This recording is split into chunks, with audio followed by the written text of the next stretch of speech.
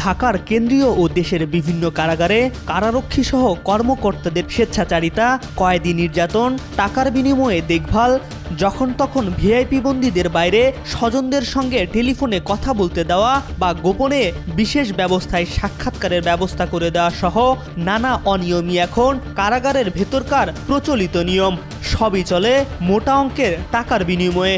কারাগারে শিল্পপতি, ব্যবসায়ী, ভিআইপি ও রাজনৈতিক বন্দী বেশি হওয়ার কারণে এখন কারা কর্মকর্তা আর কারারক্ষীদের চাহিদাও বেড়ে গেছে। যেন টাকা ছাড়া কিছুই চেনেন না তারা। কারা কর্মকর্তাদের প্রত্যক্ষ মদদে দাগী আসামি, শীর্ষ সন্ত্রাসী ও চিহ্নিত আসামিরা কারাগারে বসেই নিয়ন্ত্রণ করছে তাদের বাইরে থাকা সিন্ডিকেট।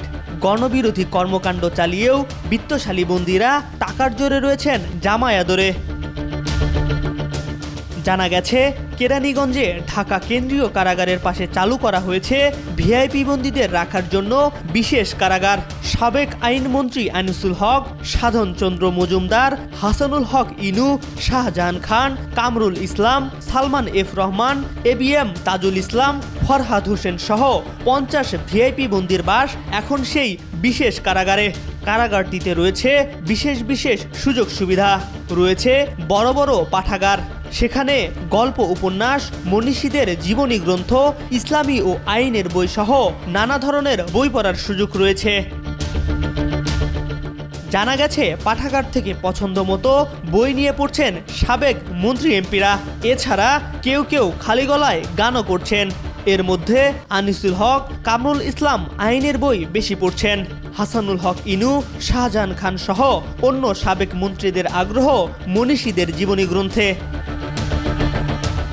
আরও জানা গেছে, কারা কর্তৃপক্ষের কাছে চাহিদা নিয়ে এসব বই নিচ্ছেন তারা।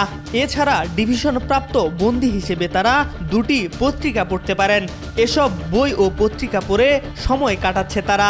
কারো কারো ইসলামী বইয়ের দিকেও ঝোঁক রয়েছে। ভিআইপি বন্দীদের বিশেষ কারাগারটিতে পাশাপাশি সেলে রাখা হয়েছে। তারা একে অপরের সঙ্গে সাক্ষাতের সুযোগ পান। কারাগারটিতে প্লেগ্রাউন্ডও রয়েছে, সেখানে কিছু সময়ের জন্য তারা হাঁটার সুযোগ পান। খোঁজ নিয়ে জানা গেছে, বিশেষ এ কারাগারে দেখা সাক্ষাতের ক্ষেত্রে রয়েছে এক অভিনবত্ব। এতে সফটওয়্যারের মাধ্যমে আগে থেকেই ভিআইপি বন্দীদের সঙ্গে তার স্বজনদের কারা কখন দেখা করবেন, কত সময় কথা বলবেন, কোন বুথে দেখা করবেন তা নির্ধারণ করা থাকে। ফলে বন্দীদের স্বজনরা ডিজিটালি আবেদন ও দেখা করার সময় পাচ্ছেন। এক কারা কর্মকর্তা জানান, দীর্ঘদিন কারাগারে থেকে সাবেক মন্ত্রী, এমপি সহ ভিআইপিরা কারাবাসে প্রায় অভ্যস্ত হয়ে গেছেন। এ কারণে আগের মতো নানা আবদার তারা করেন না। তবে মোবাইল ফোনে কথা বলার বিষয়ে আক্ষেপ প্রকাশ করেন তারা। তাদের কারো কারো আবদার থাকে মোবাইল ফোন ব্যবহারের, কিন্তু কারা কর্তৃপক্ষ এ আবদার না মানায় বড় ধরনের আক্ষেপ প্রকাশ করতে দেখা যায় ভিআইপি বন্দীদের।